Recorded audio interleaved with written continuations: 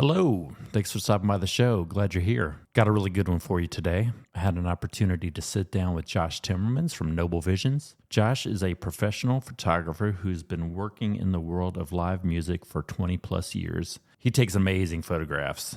He's worked with such acts as Dolly Parton, Widespread Panic, Fish, Eric Church, Moon Taxi, Leftover Salmon, just a whole plethora of folks that he's had the ability to photograph over the years. We talk about taking the leap from the corporate world to professional photography as a full-time profession. We also discuss the different charitable organizations that Josh is a part of. I really enjoyed the conversation. It was a pleasure to meet him, and I hope that you enjoy it as much as I enjoyed making it. Let's go.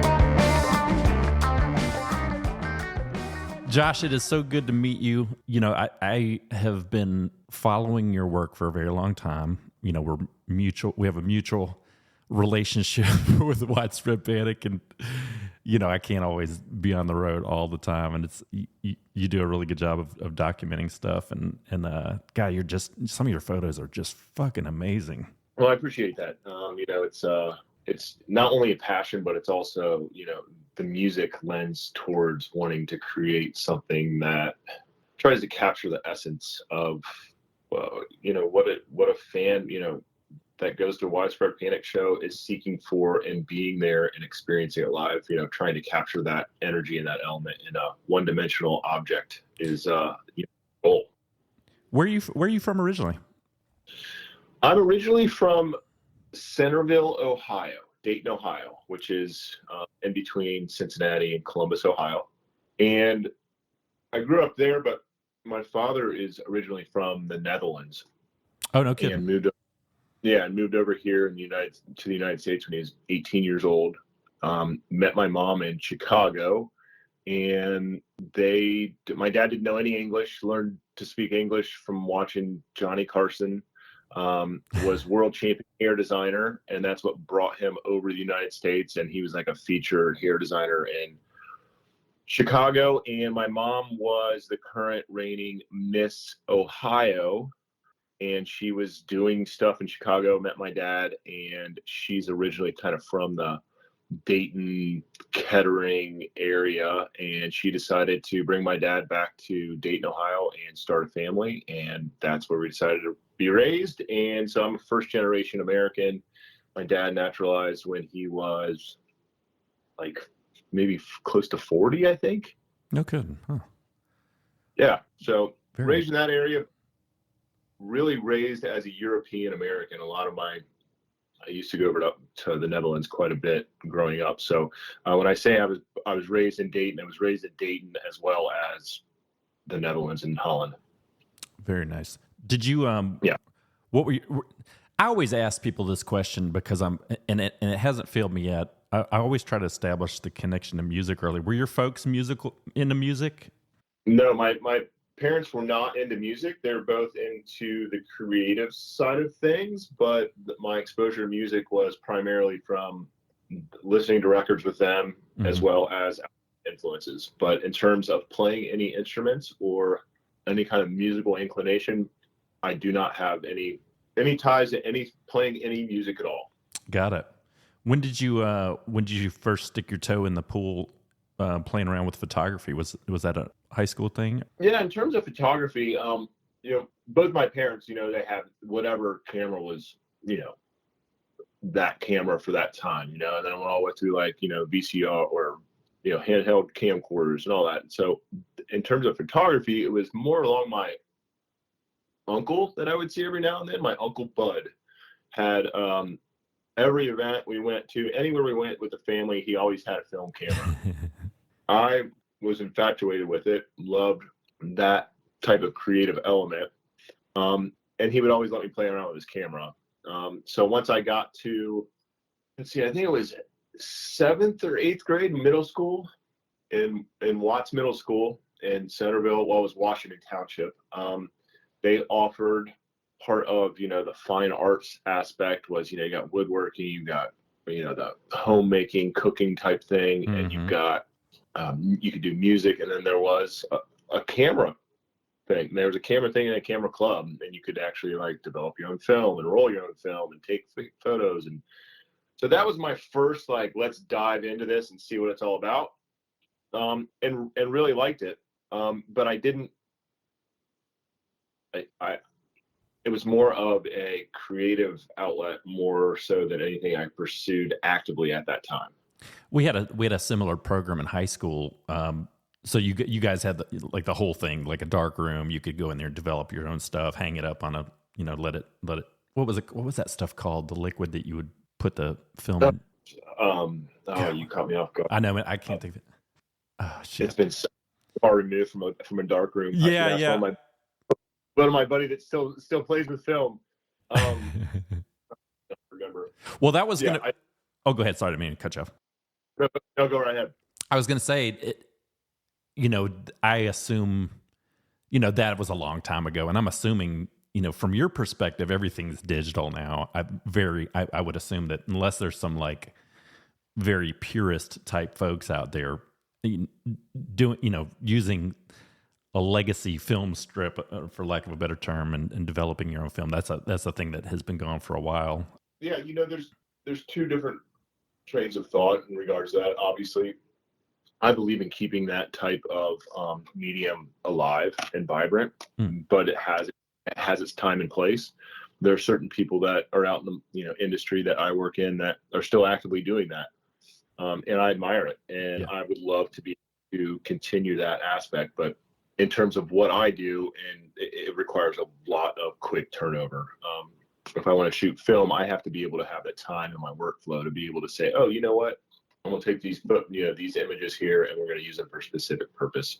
But it has its time and place. I would love to be able to shoot film all the time, but the technology and the expectations of a lot of these clients doesn't lend towards being able to sit in that dark room and develop your images and say, hey, listen, give me a few days and I'll get you your images. and I assume, and you correct me if I'm wrong, but having the ability to look at an image right away informs you on lens changes and filter changes, and like it's just so convenient for lack of a better term, but it just enables you to be a wizard on the spot, right? Yeah, it does. And, where that really plays into my specific or our specific niche of the photography world is the dynamic aspect of the lights that we're shooting. I mean, light is everything when it comes to photography, obviously. And we're dealing with artificially created lights. So in that respect, when you're shooting a dark, when you're shooting these shows and it's dark, it's different when it's a daytime show, obviously. But we're really relying on the technology to be able to keep up with either low-grade technology on the lights that are on stage that we have no control over. It might be a super slow refresh rate on those lights, and we have to adjust our technology accordingly to be able to capture it properly. Or you're dealing with, new lights that are producing, different, coolness or warmness, like the different temperatures of the light create different types of responses by these computers basically holding in our hands. So with the technology itself, being able to look at that back screen and say, oh, you know what?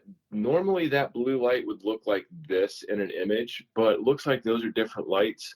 And this blue is producing this and this image here. I need to adjust accordingly so I can get a more balanced image here. It is a great tool at this point on the back of that camera, and specifically with mirrorless cameras. I mean, the mirrorless cameras have an issue with a lot of these lights, and it creates some banding in the and that comes from a slower refresh rate on the lights as opposed to what the digital mirrorless cameras are able to capture. So you have to adjust your speed accordingly and your flicker reduction in the camera itself to be able to not get that banding. So it provides, like I said, that back screen now, it's almost necessary if you want to do a good job, but it can also be a crutch in another aspect, because you've got these photographers or so-called photographers that go out and just hold the screen up and say, oh, that doesn't look good. Let's turn a couple dials, take it again. Okay, let's take it again. So you look at it both ways. It's a tool, and it's also a crutch. Can I nerd out for a minute with you? And I was going to ask you, I had this written down on my notepad. I was going to ask you what, for somebody that's not into photography, DSLR and mirrorless lenses, what do those do? And can you give us all the weirdos out here that don't know what that means? Can you give it like a brief overview, how you use those in different situations? Yeah, the way that the easiest way to look at it and describe it is, you have an old school camera that when you hear the camera go click, the lens is shutting and opening back up to let its light in, and on the inside you've got a flap that exposes a mirror. That mirror exposes to your sensor. That's a DSLR, single lens reflex. Basically, it's an action. So when you hear that click, you're actually having like this lens open and shut to let in the light, and as you're doing that, you've got basically a mirror flap that flaps up, exposes it to that sensor, captures the image, and then when that click goes, that flap comes back down. When you're dealing with a mirrorless camera, there is no action in there. That's why when these mirrorless cameras, they can go completely silent. You don't hear anything. Got it. Because an actual action, and there's not an actual mechanism that's flapping up. Basically what you're doing is the digital lenses are letting the light in, and it is exposing it directly to the sensor. That cuts down on a lot of wear and tear on these mirrorless cameras. It basically it makes everything digital, and you don't have so many actions on the inside of the camera. That's the most basic way to describe it. The difference is all these sensors work differently. The sensor on the DSLR works a little bit differently than the mirrorless. So if you've been shooting on a DSLR for a long time and you go to pick up a mirrorless, there's a learning curve. I mean, instead of looking through a DSLR, when you look through the viewfinder, you are looking through the glass, and you're able to see, say you're taking a picture of a bird in a tree. When you look through your viewfinder on a DSLR, you're actually seeing that bird through the glass, magnified by the glass. When you're using a mirrorless camera, you are no longer looking through a viewfinder directly at that bird. You are looking at a digital interpretation of what your eye would see, because every step in that mirrorless camera is a digital reproduction of what the lens is seeing. Your viewfinder is basically a mini TV that you're looking at.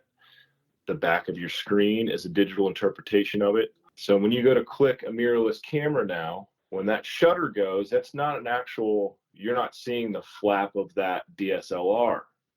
And, the bird goes away, the picture's taken, then the bird's back. Now what you're seeing is a little short delay of that digital capture going on, but it's all replication of what your eye would normally see. Hopefully that makes sense, and that's clear as mud. But that's the basics of how the differences work between the two. No, that's super fascinating, and I just it's a technology that I hadn't kept up with over the years. So thank you for explaining that. It took me a while to switch over to mirrorless, because I just switched over to mirrorless about a year and a half ago with Nikon's flagship Z9. The reason I did not switch over until that inception of that camera was that specific issue, is looking through the viewfinder and then the digital reproduction. It was very hard for me the technology wasn't there. So when you were taking a picture, it was so delayed that you were like, okay, I'm missing the next thing that's happening while that's processing. So that is now caught up where it's almost seamless, where when you look through the viewfinder, it's almost like taking a picture with the DSLR. So when you, assuming when you went off to college, you kept this passion for photography going, is that right? Yeah, during college, I kind of veered away from, originally went into architecture, and then was doing the photography thing, and then went a completely different direction into environmental science. And it wasn't until years later that I was working with AT&T and working around the world, and I was basically living in Hawaii, that I rediscovered my complete passion for photography. And while I was working for AT&T, decided to do some extending education, and went to the University of Hawaii and started doing some more photography courses and getting into it, and really kind of seeing if I could learn more than what I thought I'd already known. Living in Hawaii provided a backdrop for me to be able to really explore photography on my own terms, so to speak. So that's really when the passion started picking back up, is when I was exposed to just the natural beauty of the world in Hawaii and wanting to capture what I was seeing. And that's what fueled kind of this whole journey to where we are right now. I was going to say, what an amazing place in terms of the colors and the geography, and that had been just the perfect backdrop to really fall back in love with something you had done for a while, but maybe had to set down for a little bit. Yeah, it was also one of the things where, at that time, I had a small little graphic design company that I ran in the on the background. I would do poster work for bands, or T-shirts for bands, or design work, or occasionally we'd go out and photograph one of their shows. When I was living in Hawaii, there was very little music that came through town. And that kind of was what melded the two together. Was, okay, I'm in Hawaii. Now I've got these cameras, and I've been taking these classes, and I'm feeling good about this. I'm capturing stuff. Next thing I know, any band that would come through town, I wanted to capture it because it was so rare that a band would come through Hawaii. And that's really kind of where the idea thought, like, maybe I can meld these two together, but how would that happen? You can't, I'm living in Hawaii, and there's hardly ever music that would come through. And, so that's kind of where this whole thought thing of like, what would that look like? I was seeing there was a lot of creative opportunities to do cool stuff when I was shooting some of the stuff in Hawaii, because it was just kind of free reign. It was a completely different approach than making it, a creative outlet or a pursuit at that point. What kind of music were you into growing up, and both growing up and when you were in Hawaii? Just kind of curious. I mean, it was all over the place, Yeah. It's honestly, like, I'm a music of all types. A fan of music of all types. It's, my parents really exposed me to all different types of music growing up. It's at that time when I moved out to Hawaii, I was, I hate the word jam band, but like that whole coming off the whole Dead scene, seeing the Grateful Dead, and growing up around that scene, and the evolution of, the Horde tour and the bands that came out of there. I was really into that type of music. So when I moved out to Hawaii, it was few and far between. You did not get a jam band out, and you would occasionally. I think, Mike Gordon did like a One Love Aloha thing with Bill Kreutzmann at like One Love Gardens on Maui not on Maui, I think it was on Kauai once. There wasn't much of that coming out there. I think Derek Trucks being out there and played at like Gordon Bierce Brewery at the end of a pier once. Not exactly a tour stop that is on the radar for most bands. Just the logistics of it, I would presume. Yeah, it just didn't happen. So whatever was coming out there, I was photographing.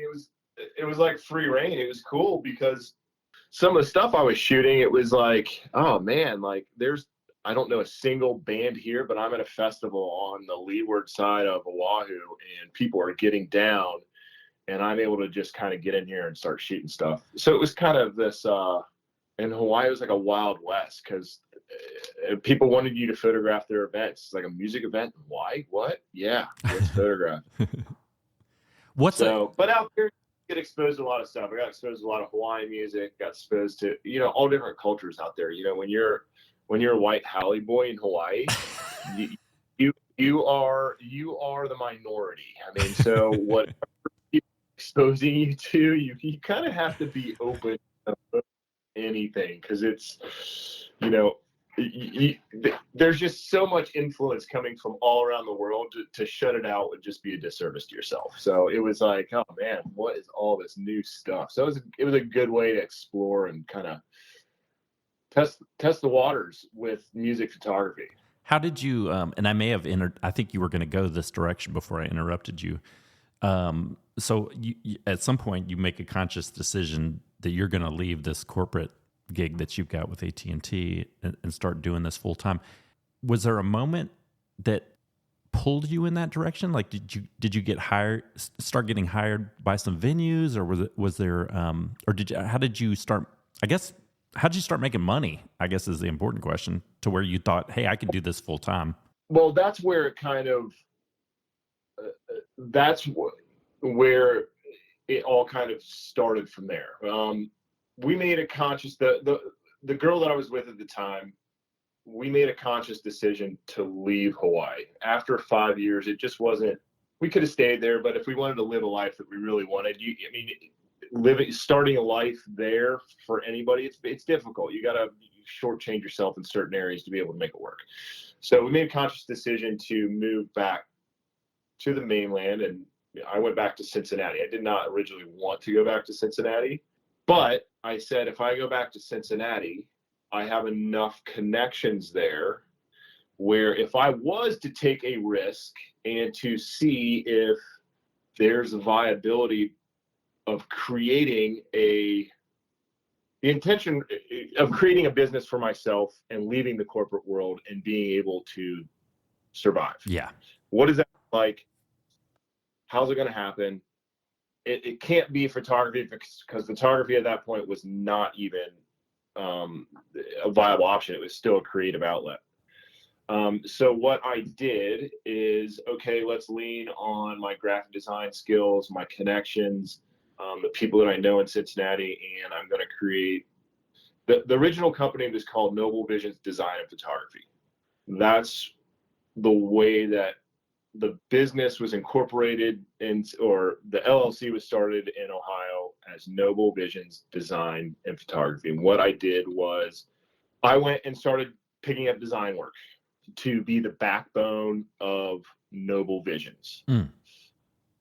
Stating that, okay, well, I've got enough contacts to be able to do design work on a multitude of fronts, logo work, marketing work. I was taking on, I had worked for AT&T, so I was able to take on, small marketing campaigns for small businesses and do the design work and do all of their, letterheads and like basically an entire marketing packages for companies, but it was more along the design side of things. Okay. That started.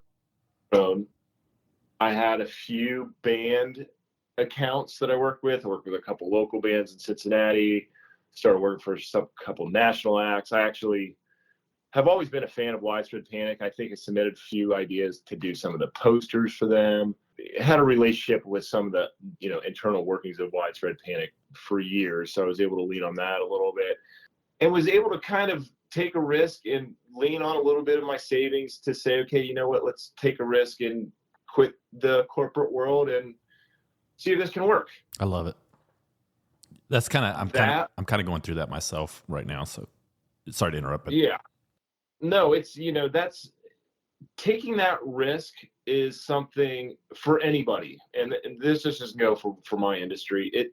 That takes a lot of looking internally and having a lot of insight and belief in yourself to say, you know what, we're going to go full bore with this. And if it works, it works. If it doesn't, I know that I've put in all of my effort and I've given it everything I have, and it just didn't work out. Mm-hmm. You can't do it. Okay, well, let's tiptoe in the shallow end and then get our feet wet. And I mean, I'm a firm believer in you either commit to it or you don't. And if you commit to it, you've got to try every avenue.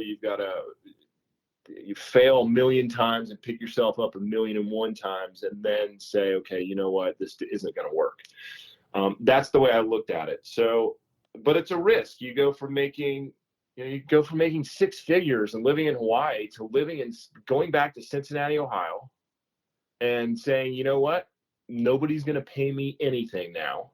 Mm-hmm. The only way that I'm going to make money is to go out there and sell myself. And personally, I hate having to sell myself. I prefer to have my work speak for itself. Mm-hmm. But when you're starting out, there's no work to speak for yourself. So it's a grind, and you got to be able to say, you know what, let's do this. And that's how I went. I said, you know what, let's use this as a backbone and then see if I can lean into some photography stuff.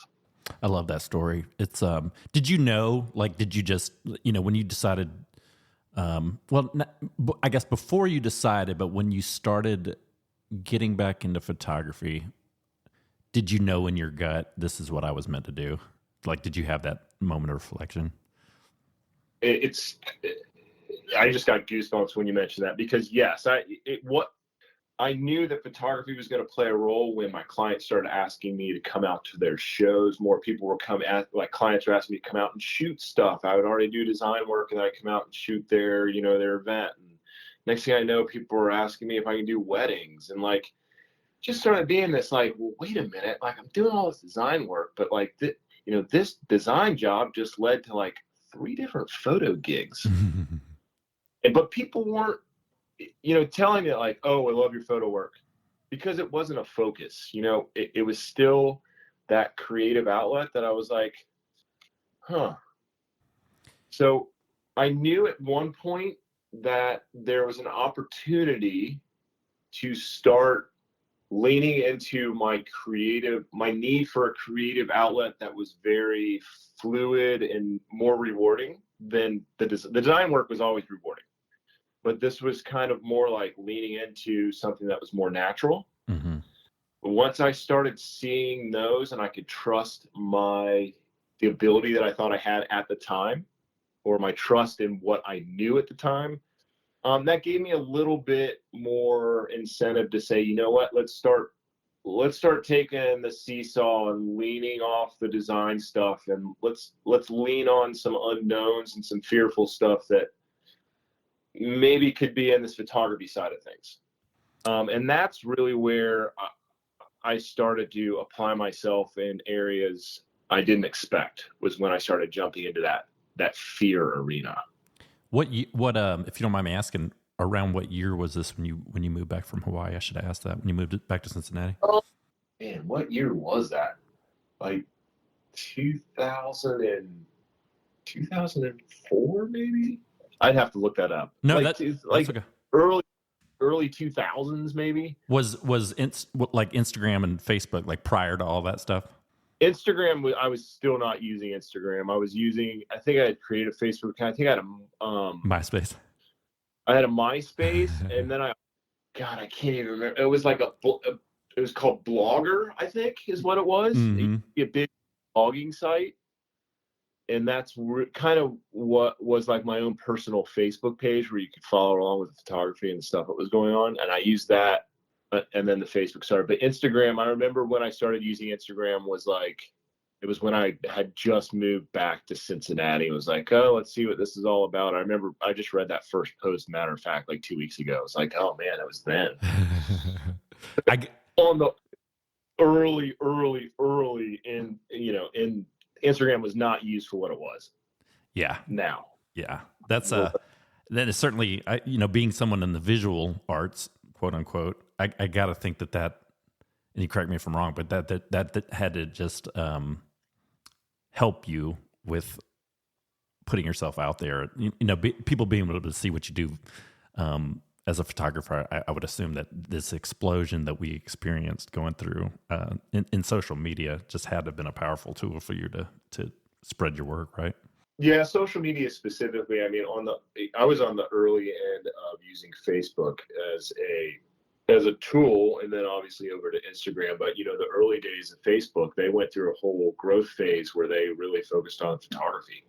They realized photos, this is before videos were incorporated and whatnot. And they saw galleries as like, okay, galleries and collected photos are a big thing. So like when I first started out, and this goes for the music photography industry in itself. When we first started out, it was all about releasing the galleries, the full show galleries on Facebook.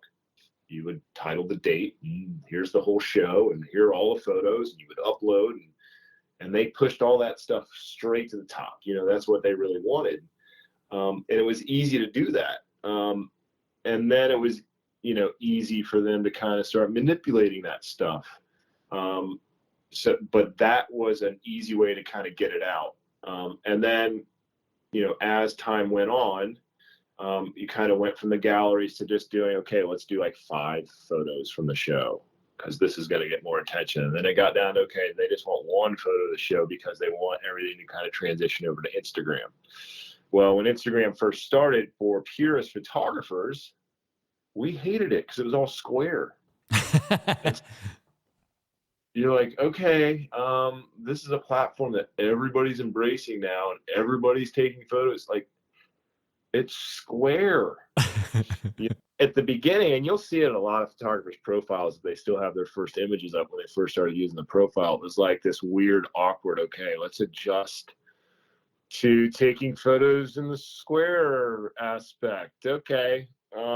So once everybody got over that whole like, okay, am I going to be a purist and like keep all my photos the way that they're supposed to be, and like getting over this, like, am I going to get judged for my work because I'm not being a purist? And all, photographers think about that shit because you want to be able to, stay true to the profession and, not cave into like the trends that this is the way that we say photography needs to go. So you got to follow that trend. That was the way it was at first Instagram, but then it got to be, okay, well, you know what?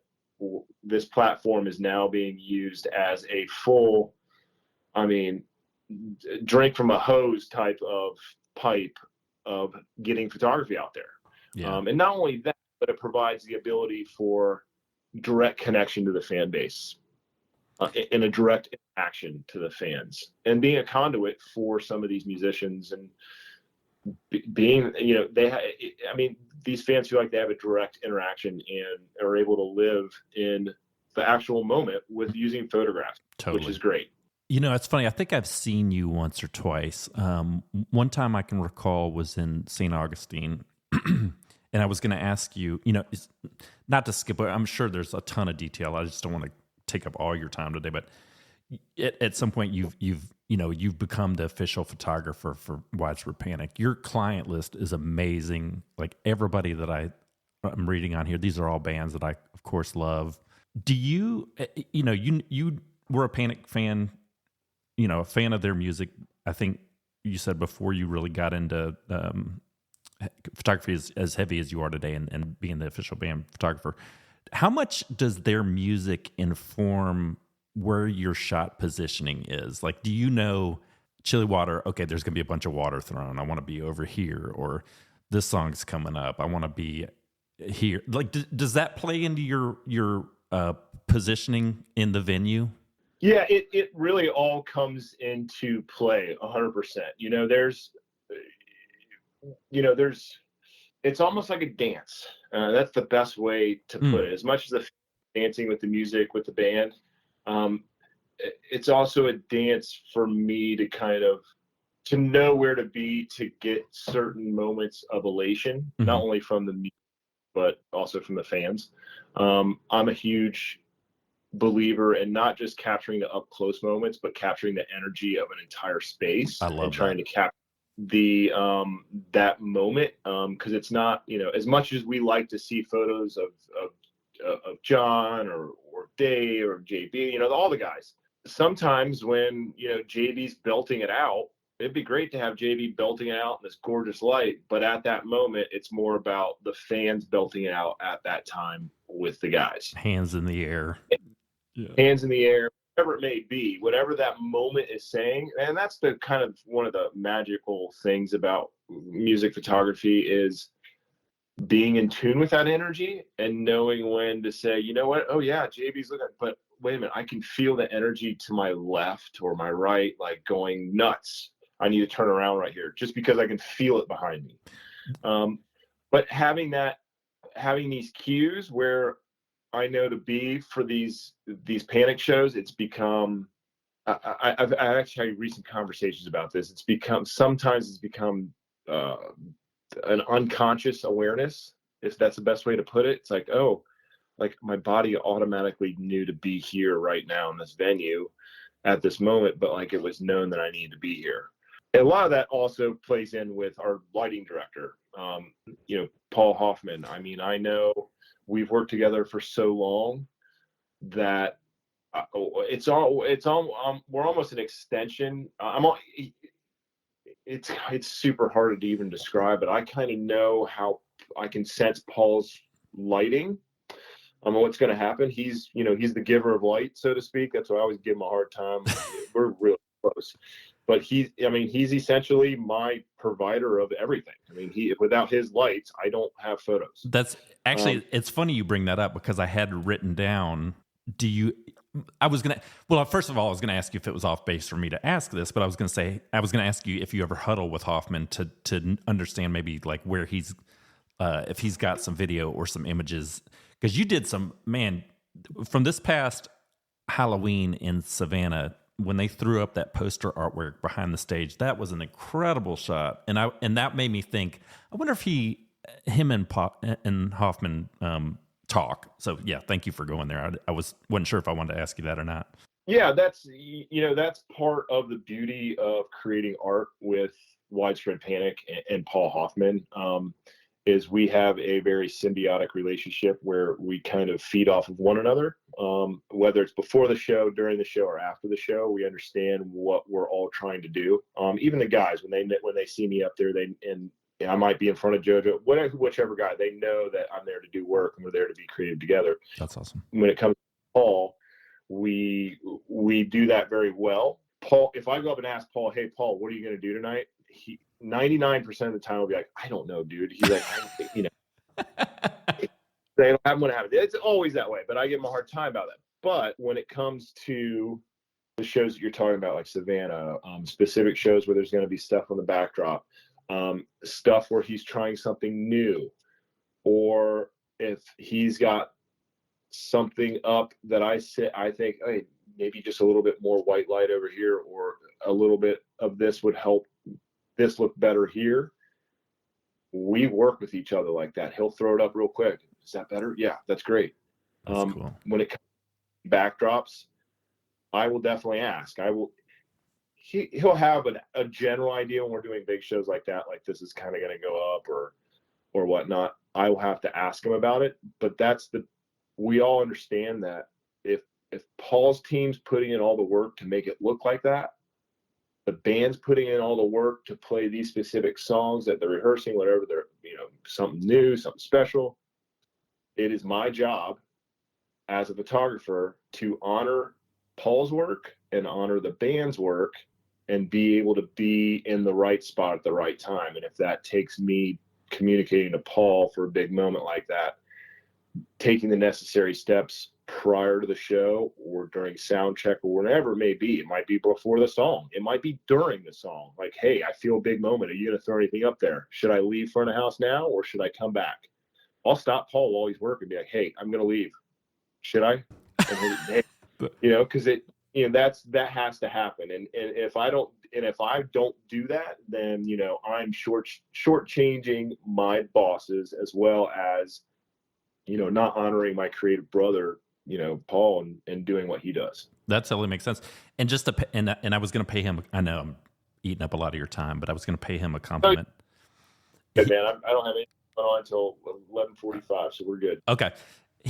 I was at the Fox a handful of years ago. I don't remember what year it was, and it was I've seen him do this since, but he did that shuttle launch during Last Dance, and I don't know what it was about that night, but just every little That was one of the most amazing things I'd ever seen from a visual perspective. That's a awesome Neil Young song. Panic does a great job of covering it, but something about that night, he just had that video dialed in, and I remember thinking, holy shit, this is super cool. So back to your point, he's doing stuff for him and the band are coordinating.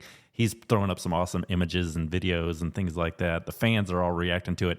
That was one of those moments when I was like, wow, Paul Hoffman knows what the fuck he's doing. That was amazing. Yeah, he is. I mean, he's super creative.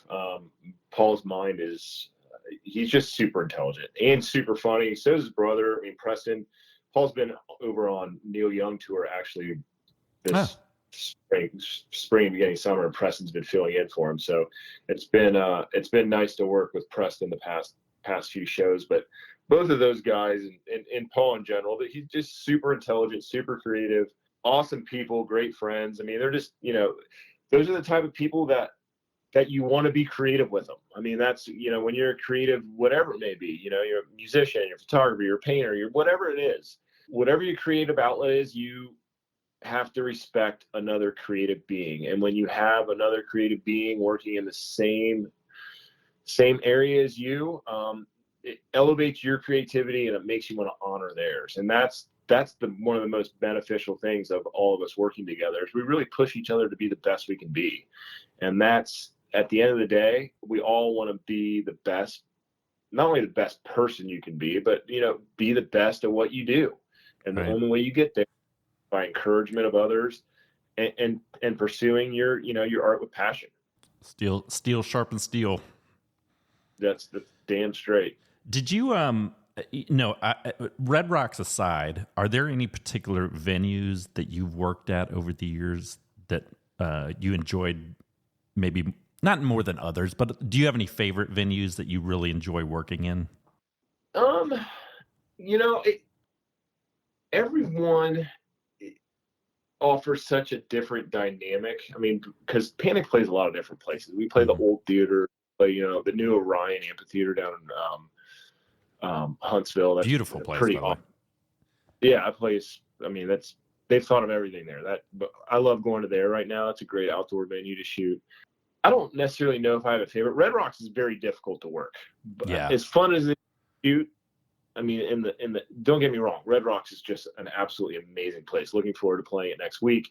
But it's a challenge. It's not. I mean, it's not the best to shoot lighting wise. It's so hard to capture the lights there sometimes because it's such an open environment. And there's just a lot going on there. But that's one of the beauties of or at least one of the challenges that I look forward to going to each of these venues, is each one shoots differently, and it provides a creative challenge that I love. I love shooting St. Augustine. That's a lot of fun to shoot. Mm-hmm.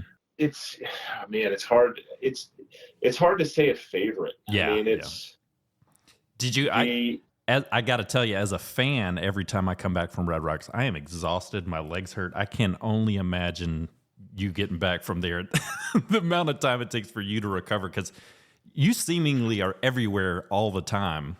Red Rocks is a challenge. The biggest challenge is when the rainbows pop up, because you've got to, I think the last one, was it the last one or the one before last? The double or the triple rainbow? Whichever, the rainbow, a couple of times I ran up the rainbow, but I was literally behind JoJo's stack. And someone on the radio, we had I think a little rain was coming through or something. And someone on the crew radio said, "Did you see that rainbow?" And I'm behind JoJo shooting, trying to hide. I'm like, shit, rainbow.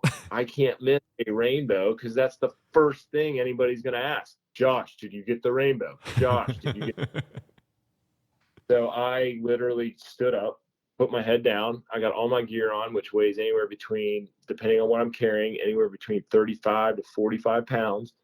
And said, okay, let's sprint to the top and come out Jimmy's side, stage right, come out the door, and just start hitting stairs. Whew.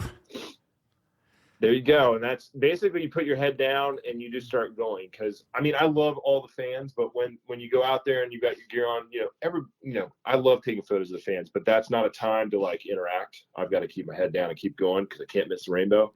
Totally. So I just acting like I'm working out, just head down, going, let's just go. And you got to get up, there. And I ran all the way to the top. And of course, the best perspective is almost all the way at the top. So you get up there and you compose yourself. And the thing about it is you're climbing upstairs at Red Rocks, and a photographer needs to hold still to take photos. So you're huffing and puffing. You get to the top, you're like, sweet, I got to capture it. You're breathing so heavy, you're trying to hold still, and everybody's trying to talk to you. And you're like, all right, let's just get this moment. It's adrenaline. It's the moment, it's nature, it's your music, it's everything encapsulated into one. And you get the photo and you're like, sweet. But you're right. The next day, even 2 days later, I mean, you definitely feel it. It's not for the timid. It definitely puts it in the body. Do you are you mostly solo, or do you ever bring like a little team with you, or is it all you all the time? With Panic, it's usually just me. Depending on what gig I'm working, certain gigs hire me and bring me in to staff a team of photographers if it's a festival. Noble Visions, that's what Noble Visions is, kind of the representation of my photography, but it is also an all-encompassing company where we can come in and first of all, hey Josh, we need someone to run our entire photography, media. We want you to be the person that hires everybody, runs the team, and is the liaison between the public relations team and the artist relations team. And so I'll come in and, basically manage that whole aspect. That's when Noble Visions is really like, it's not just the photography for me. So I'll be brought in to be the main photographer, but also, I've got a staff, 5 photographers, and then, each artist that comes in has their own rules and they have their media rules. So I'm the one that will organize that. And so that's a completely different contract than, say, a contract of just being a photographer, like tour work for Widespread Panic or tour work for Willie Nelson or Slightly Stupid or whatever it may be. So that's a whole different department of Noble Vision, so to speak. Right. You can support a project like that, but it's a little different than what you're. Yeah, it's I used to do drones early on, but I got out of it because I didn't want to deal with all the the mumbo jumbo. But Noble Visions will come in and we can bring in a whole team of drone people, or if you just need one, or that's something that we can make sure we have a team or the capability to do whatever we need to do. So I I'd written down so much stuff, but I'm over here like whittling it down because I've had you for so long. I just want to be respectful of your time. I'm familiar with Nucci's. In fact, Nucci Space, right now they're doing their Camp Amped program, and the finale's tomorrow, and I'm going to volunteer, going to work the booth, the merch table. It's something I like being involved with them because they make me feel good, and I hope that I can help them in their mission. I'm going to take my kids tomorrow because I think it'll be good for them to see, driving age and younger kids working as a band. I think it'll be a cool learning experience for them. I'm not, and of course you and I have that in common. You've done a lot of work for Nucci Space, donated your time with them. I purposely didn't look up Leaving a Positive Legacy because I was hoping maybe you could talk a little bit about the work that you do for those guys, and Nucci's too, if you want to touch on that. But tell me about your charitable stuff that you do for those guys. Yeah, Nucci's. I've always loved working with Nucci's, and Nucci is kind of ingrained into the whole fabric of the Widespread Panic family and their purpose when they raise money. And so I've been involved with them and raising money with Ellie, working with Ellie over the Panic Camp, and they've anything that they've ever needed, I've kind of helped out. I believe a couple rounds of our the prints that I sell benefited part of their fundraising campaigns a couple different times. But nice. In terms of working with the charitable organizations, when it comes to Positive Legacy, that's a relationship that we have fostered. Let's see, we've been working together for man, I can't believe it's been this long. We're going on 13 years now. Wow.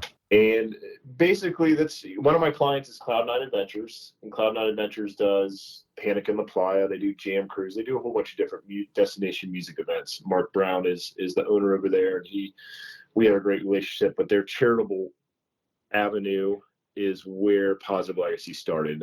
They wanted to have an offshoot where wherever they go and they hold their events, that they're a charitable organization that works with the local communities.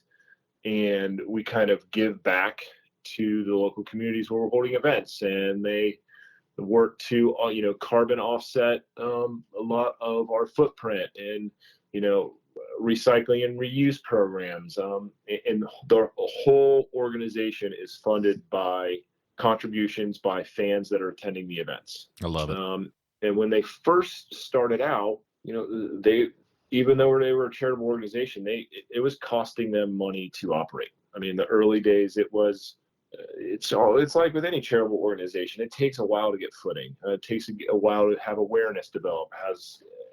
And it goes along with the events themselves. I mean, once the events grow, then the awareness grows, then the charitable organization grows. So, needless to say, when I first started doing work with Cloud9, they do their on-site auctions where they were just offering small things. It was like, maybe, I don't even think we were doing the guitars or anything. It was just very small options that people could bid on. And when I came in, I decided to start donating prints, signed prints. Now, these are different than my limited edition stuff that is sold through my website. These are specifically prints that are created for the Positive Legacy experience. The only way that you can get these prints or these specific images are at these events, at these auctions. That's awesome. And over the years, they've raised thousands upon thousands of dollars to help the local community. And each one of these prints that's sold, I'm donating the print, I'm donating the money, I'm donating everything in terms of the art is all given to them.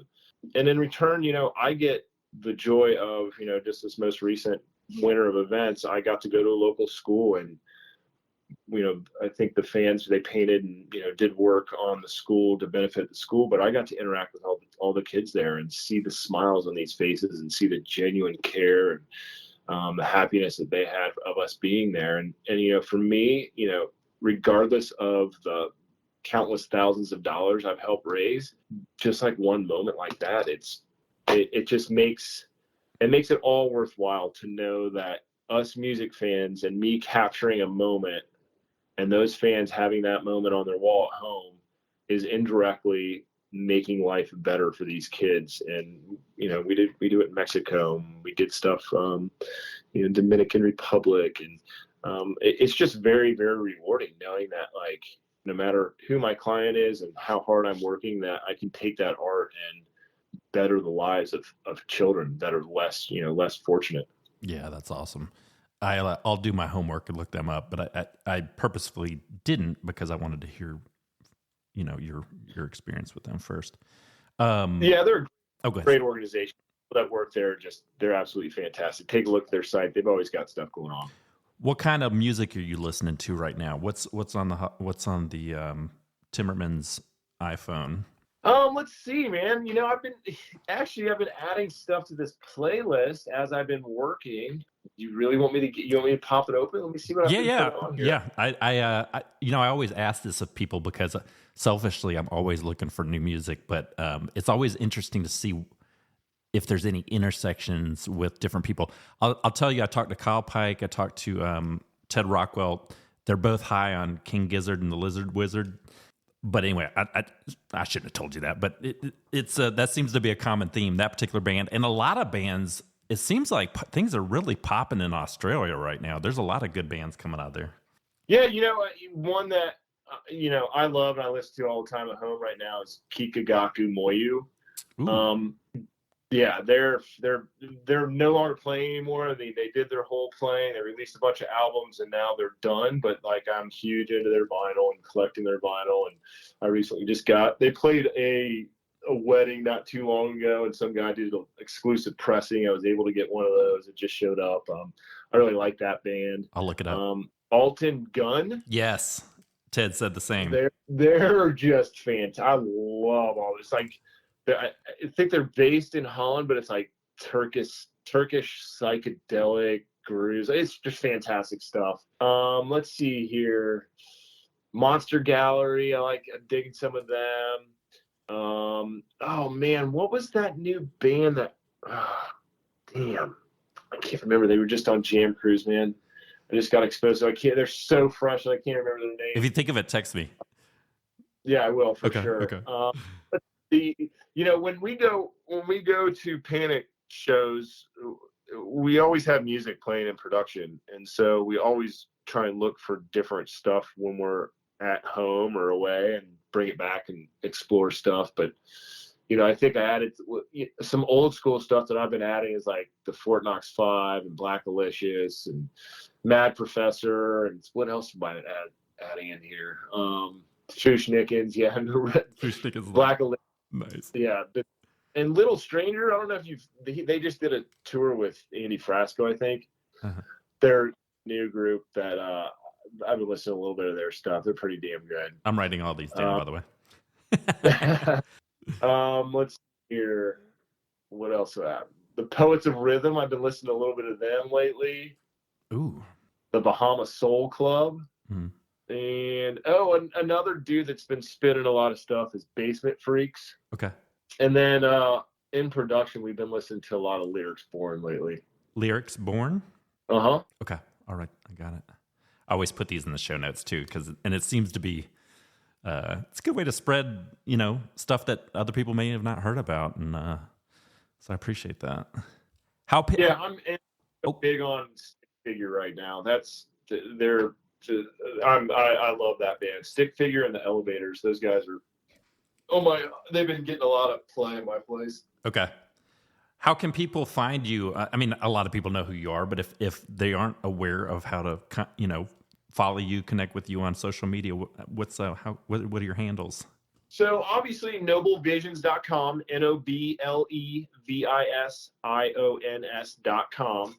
You can also go to joshtimmermans.com, joshuatimmermans.com. I think those lead to my online gallery store, but that both sites kind of link to one another. And then I'm on socials as well. I think Noble Visions and Josh Timmermans are on Facebook, and on Instagram, it's just my name, Josh Timmermans. I think I'm the only just at Josh Timmermans there. No Noble Visions on Instagram. I just wanted to keep my personal stuff, but we push content through there. Well, you're getting packed up. You're headed out. I assume when you're going to do Mile High for the Stones and Panic, and then head over to Red Rocks for the weekend, right? Yeah, it's a busy coming up. It's Panic, Rolling Stones, Mile High, to 3 nights Red Rocks, I think. And then right after that, I head out on Outlaw Tour with Willie, Dylan, Robert Plant, all them. Well, cool. Well, man, I really appreciate your time. Thank you. I know you're busy. I've followed you for a long time. You bring me a lot of joy. You're just such a great photographer, and I knew that you liked the music before you started, working in an official capacity with the band, and you just seem to do a really good job of being at the right place at the right time. It's always happy. It makes me happy to see your photos of people having a great time. So, Josh Timmermans, you are a god in my book. Keep that camera going, because it brings everybody I know a lot of joy. Oh man, I really appreciate the sentiments. You're awfully kind, and it was wonderful talking to you. I'm glad I could shed a little bit of light on what goes on behind the lens, so to speak. I really appreciate the time, and yeah, it was great to talk to you and great to meet you. I hope to finally make the connection in person. Absolutely. Travel safe. Man, I can't wait to see the photos. Keep them coming. And yeah, absolutely, man. No problem at all. And let me know, and then I can also share through my channels as well once you get things rolling. Thanks, Josh. I appreciate it, man. Have a great weekend this weekend. You too, brother. All right, we'll see you.